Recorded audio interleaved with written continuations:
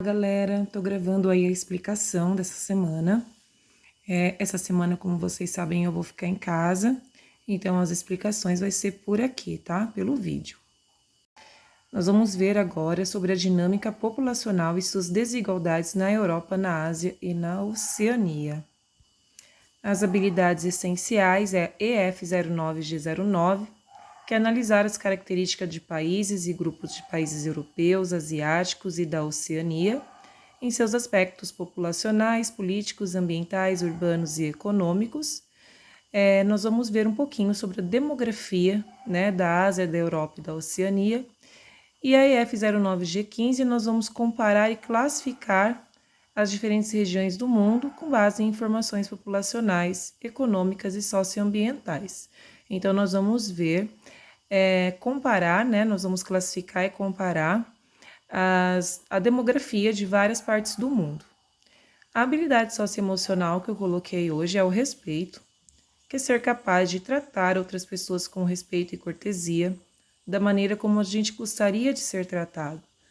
E a gente considerar suas noções próprias de justiça, igualdade e tolerância. Então, eu acho que essa habilidade é muito importante, né, para que todos tenham esse respeito. Como eu sempre digo, nós não somos obrigados a gostar de ninguém, mas nós somos obrigados a ter respeito, né? Essa palavrinha nunca pode sair do nosso emocional. Eu vou pedir para a professora ou a professora que estiver me substituindo que deixe um tempo aí para vocês copiarem as habilidades essenciais e as socioemocionais. Depois que vocês copiarem as habilidades socioemocionais e as essenciais, eu vou pedir para que vocês copiem essas perguntas e respondam no caderno, tá bom? Então, a primeira pergunta é: qual é a diferença entre população urbana e rural? Quem lembra aí o que é urbanização e o que é ser rural, né? Eu quero saber os conhecimentos prévios de vocês, tá bom? Quais fatores influenciaram o crescimento da população mundial nos últimos 200 anos? Nós já estudamos isso, tá? Quando a gente viu sobre demografia. Então, quais fatores que ocorreu nesses 200 anos que influenciou o crescimento da população mundial? Como podemos minimizar os impactos sobre os recursos no planeta, mesmo quando nos aproximamos dos 11 bilhões de habitantes? Então, como que a gente pode diminuir, né, os impactos, né, socioambiental, né, em relação aos recursos que a gente extrai da natureza? Como que a gente consegue diminuir, mesmo tendo aí quase 11 bilhões de habitantes no planeta? Vou pedir para a professora dar um tempinho também para vocês copiarem e responderem essas questões, né, de sensibilização. Então, pessoal, aqui tem um textinho falando, né, o crescimento da população urbana e as megacidades. O que é megacidades, né, esse nominho aqui grande? São cidades que compõem mais de 10 milhões de habitantes. Um exemplo aqui no Brasil é a cidade de São Paulo, né? Então, com esse crescimento da população urbana, lembrando que população urbana é aquela que vive na cidade, onde tem rodovias, shoppings, onde tem ruas pavimentadas, né, no caso asfaltada, diferente do campo, né, que são casas espaçadas uma da outra, geralmente não tem rodovia, tem muita vegetação, tem plantações. Então, muitas pessoas que moravam no rural, elas acabam deixando o campo por causa do êxodo rural, que foi aquela migração intensa do homem deixando o campo porque ele vai perder os seus empregos para as máquinas, tá bom? Então, aqui leia os dados abaixo, né? Atualmente, as megacidades que se concentram cerca de 10% de toda a população mundial. 2. Especialmente nos países pobres, uma enorme massa de pessoas passou a residir em centros urbanos cada vez maiores, conhecidas como megacidades, ou seja, cidades de mais de 10 milhões de habitantes. Os países pobres, gente, eles vão aglomerar mais pessoas na parte urbana porque eles oferecem melhores condições de vida e de trabalho. Mas o impacto que causa isso, né, o impacto dessa grande aglomeração, é a questão da favelização, né, do aumento do lixo urbano, da poluição e assim por diante. Então, o 3 aqui, segundo as previsões da ONU, esse número alcançará 4,9 bilhões em 2030. Então, nós vemos aqui que as megacidades, né, elas vão compor ainda mais pessoas a partir de 2030, que pode chegar a 4,9 bilhões em 2030. Aqui alguns conceitos importantes que eu gostaria que vocês registrassem no caderno também, que é importante para estudar para a prova, tá bom? Então, densidade demográfica, nós vimos também isso no primeiro bimestre, nós vimos população absoluta, o que é populoso e o que é povoado. Então, a densidade demográfica é o total de habitantes que existem em 1 quilômetro, ou seja, 1.000 metros. Quantas pessoas vivem em 1 quilômetro em relação a uma área, né? Em relação a 1 quilômetro quadrado. Então, a densidade demográfica ela vem crescendo assim drasticamente. Quanto mais a população urbana cresce, maior será a densidade. Então, por exemplo, na década de 30, São Paulo tinha em torno de 20 habitantes, menos de 20 habitantes por quilômetro quadrado. Hoje você encontra mais de 2.000 habitantes por quilômetro quadrado, porque hoje nós temos a arquitetura vertical, né, que são os prédios. E aí nós vamos ter o conceito de população absoluta, que é o total de habitantes de um país ou região. Então, é o total de habitantes que tem num país. É a população absoluta. E aí nós temos esses dois termos, populoso e povoado, tá?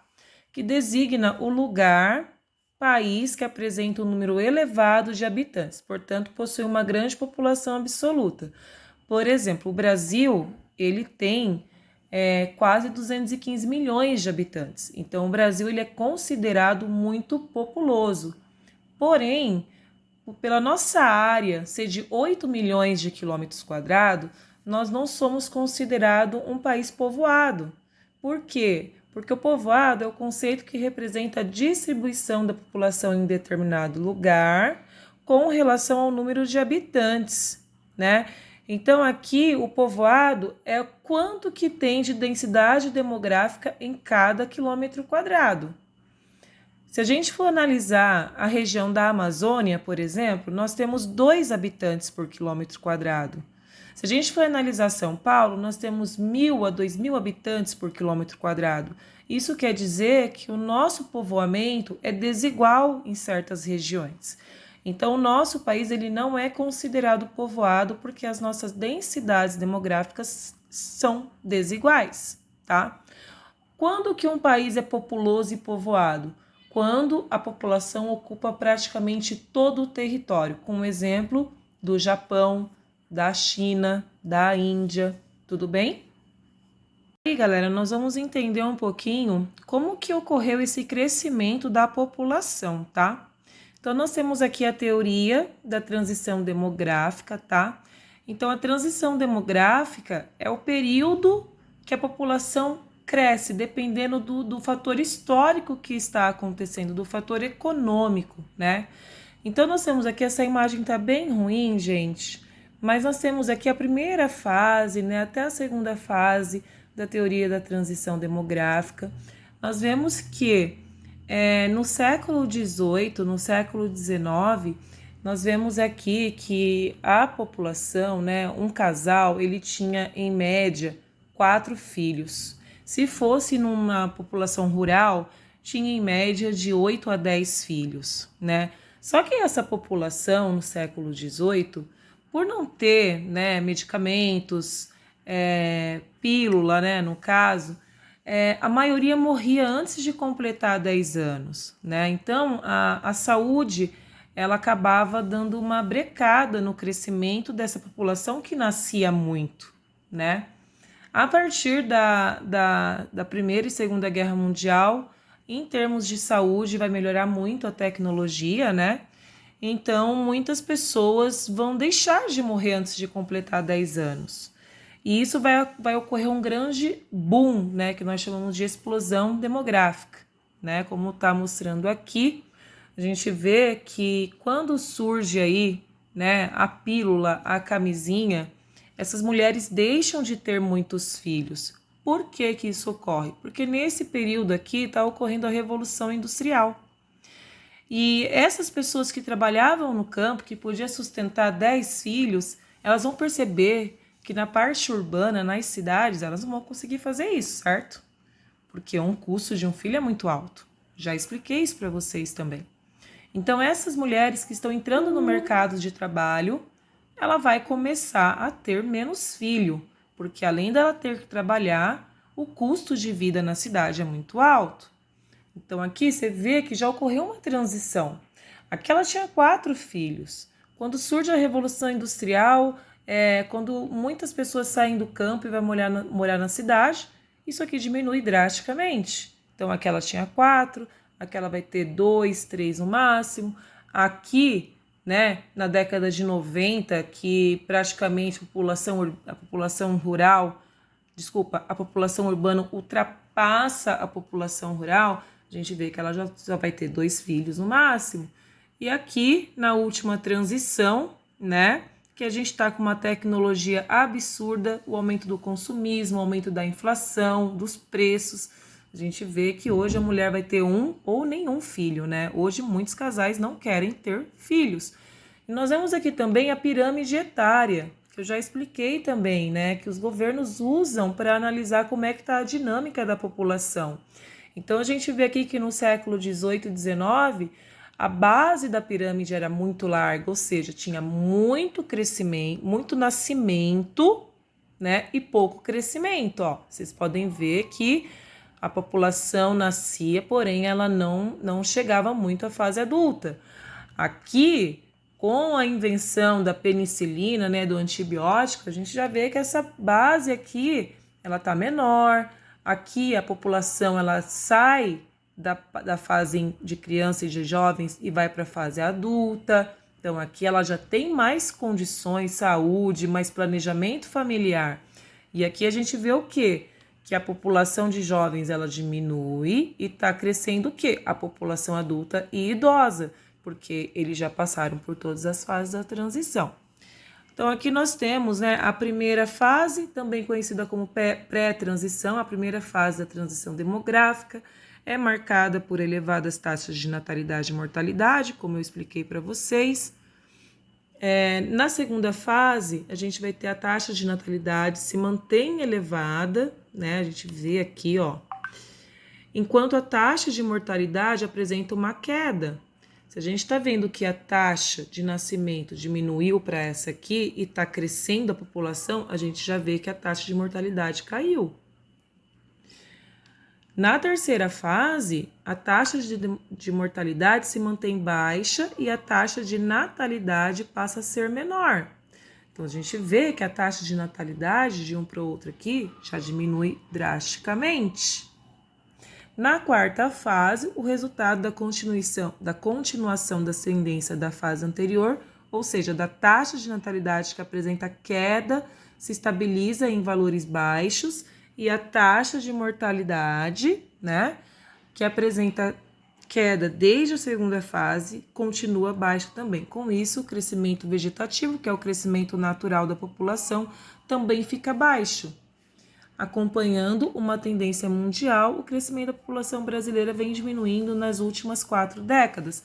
Então, nós vamos ver aqui, né, nos próximos slides, quais impactos que essa diminuição do nascimento causa aí numa economia, numa questão dos impactos naturais também, né, da parte ambiental e assim por diante. Então, aqui, galera, tem um vídeo que eu gostaria que o professor passasse para vocês, tá? Antes de eu explicar a parte aí do gráfico das pirâmides, tá bom? É um vídeo chamado IBGE Explica, então ele vai explicar um pouquinho sobre o que é uma pirâmide etária, tá bom? Então, aí no vídeo, né, vocês viram que uma pirâmide etária, ela analisa a dinâmica populacional de um território.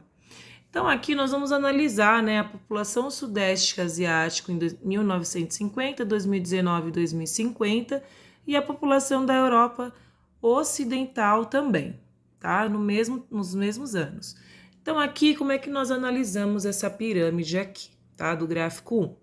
Então, nós temos aqui, do lado azul, nós temos os homens e as mulheres.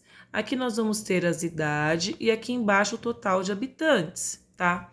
Então, o que nós vemos em 1950 com essa pirâmide etária? Nós vamos ver que a base, que é onde ficam os jovens, né, crianças e jovens, ela é mais larga do que o corpo, que é onde ficam os adultos, e muito mais fina, né, muito menor ainda onde fica os idosos, que ficam aqui no topo da pirâmide. Então, em 1950 é onde vai ter os maiores avanços, né, na tecnologia, principalmente por causa da Guerra Fria. Então, nós vemos que muita gente vai nascer e ainda essa transição ela não ocorreu para a fase adulta, como nós vamos ver aqui, ó, em 2019. Então, o que nós observamos aqui?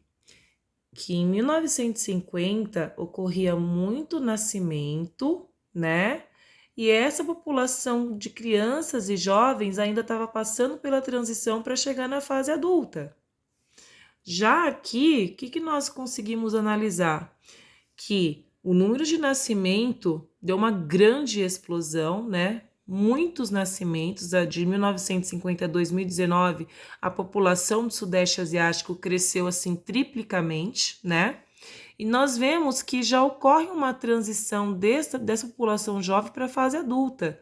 Porém, a fase idosa ainda é muito curta, então temos muitos jovens e muitos adultos, né, em 2019 e poucos idosos, né? O que a gente consegue analisar é isso.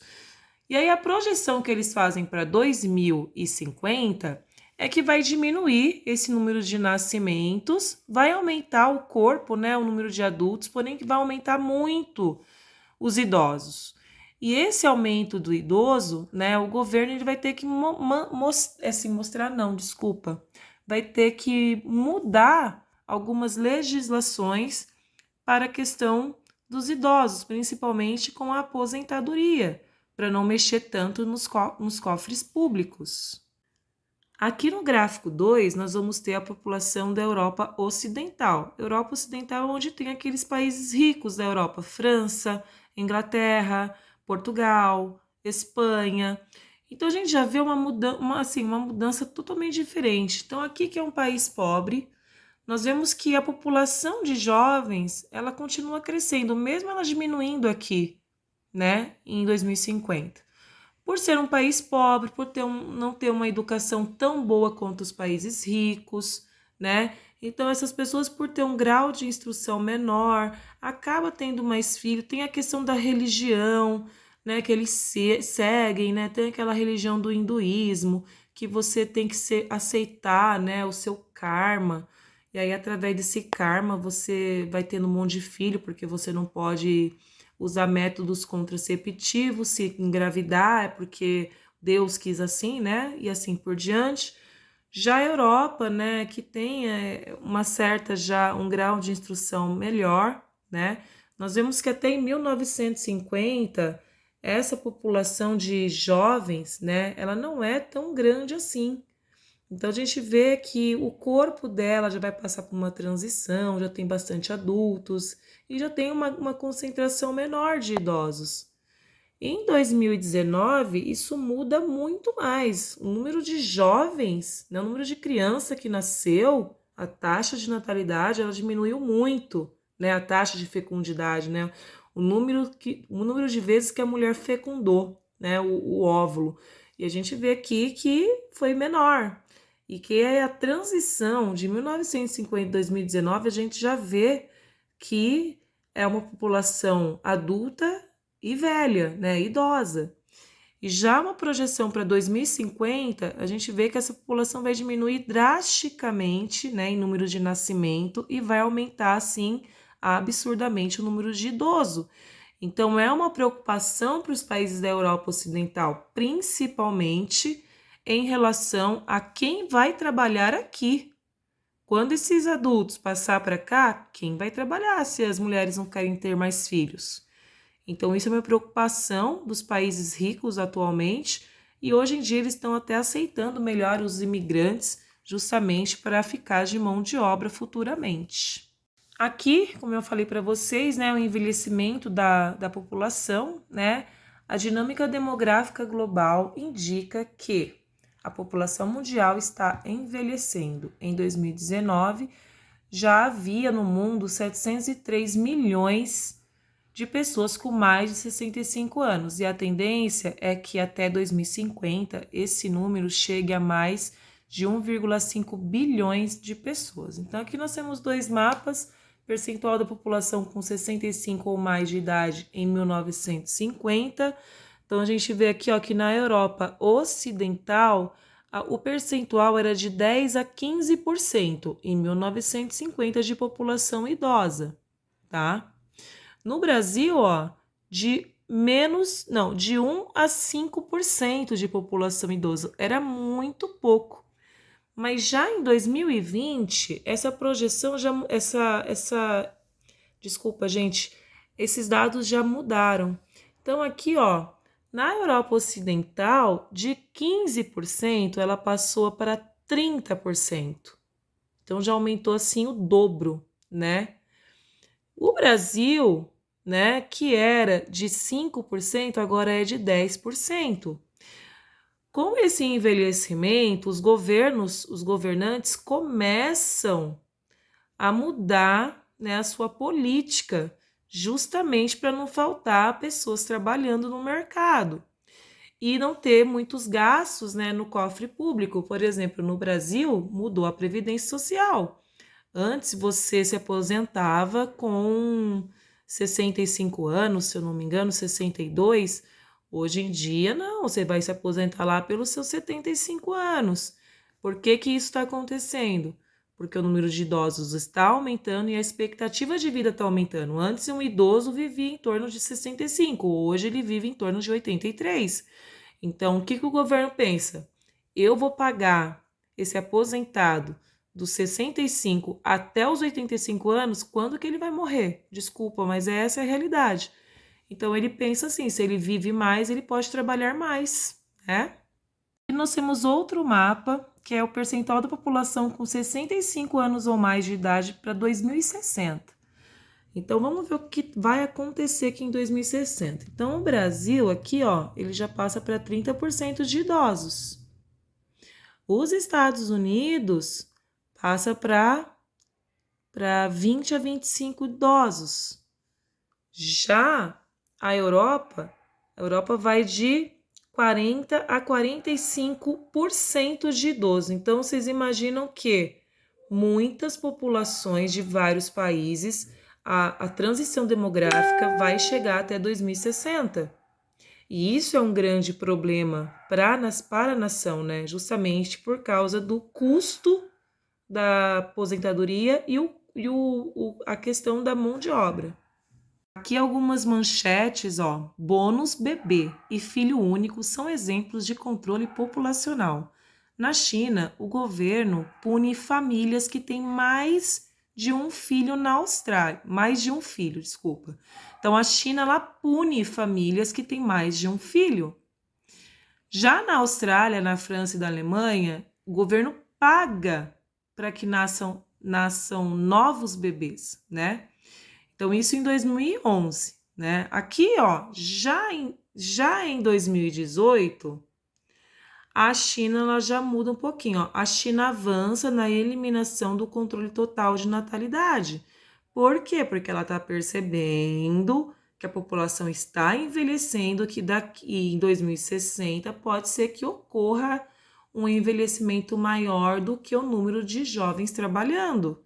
Então, aqui, ó, país enfrenta envelhecimento populacional após 4 décadas, ou seja, após 40 anos de restrição ao número de filhos. Então, hoje a China já está tentando diminuir esse controle da política do filho único. Crescimento populacional aumenta mudanças climáticas, dizem cientistas. É claro que vai mudar, né, galera? As pessoas estão consumindo mais, né? Porque quanto mais pessoas tem, mais consome e mais recursos da natureza o homem vai retirar para produzir. Então, mudança de padrão de consumo seria uma das soluções para o problema.